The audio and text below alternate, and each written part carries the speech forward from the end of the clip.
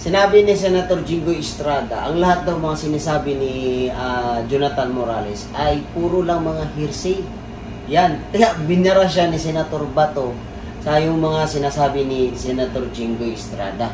Na lahat naman ang sinasabi ni Jonathan Morales ay may mga ebidensya. At paano naging hearsay yung mga sinasabi niya. Kaya tingnan natin yung video nito guys. Panoorin natin. Well, Mr. Chair, as far as I am concerned, these are all hearsay, and you cannot believe in all the alibis or the imagination of this particular resource person, Mr. President. Yes, I am taking your position on this matter, Your Honor. But when you say hearsay, wala siyang personal knowledge. So let us define now what is personal knowledge.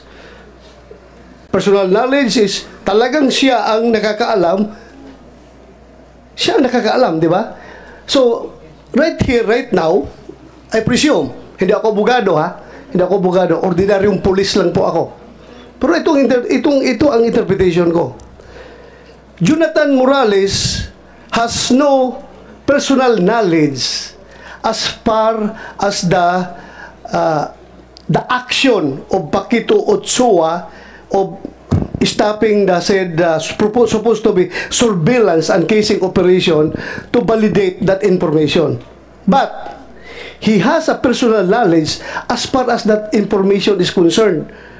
So when we talk of personal knowledge, alam niya yung impormasyon. So personal knowledge pa rin yan because nakausap niya si Gadapan na sabi niya, pinahinto itong operation natin, disapprove ko dahil ayaw ni Executive Secretary Ochoa. So may personal knowledge si Morales of that information. Pero wala siyang personal knowledge as far as that incident is concerned. Na pagbigay ng order ni Ochoa na i-basura yung operation. So, yun lang sa akin. Hearsay, pero pag sabi natin personal knowledge, may personal knowledge siya as far as that information is concerned. Kaya nga, pinapatawag natin ngayon, at na-intriga lang ako, Your Honor, kasi pangalawang imbitasyon na natin ito. Ngayon, may COVID siya. So, pangatlong imbitasyon natin dito, ay, sabpina na. I don't think the Senate will question my actions as far as this hearing is concerned because kailangan ma-maintain natin yung credibility ng Senado na kapag tayo ini-snub ng ating mga resource person na very sensitive information na dapat makuha natin galing sa kanya, ay hahayaan na lang natin siya off the hook.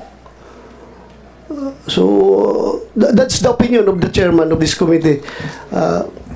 Thank you, Mr. Chair. Yes, thank Mr. you. Chair, don't get me wrong. I am in full support of the decision of the committee chair, and I will continue to support the decision of the chairman of this particular committee, Mr. President. Thank you, Your Honor. I know you're very supportive. Ayun, panoodin yung kabuuan ng video guys ha. Kayo na ang humusga, tsaka huwag niyong kalimutan mag-comment guys.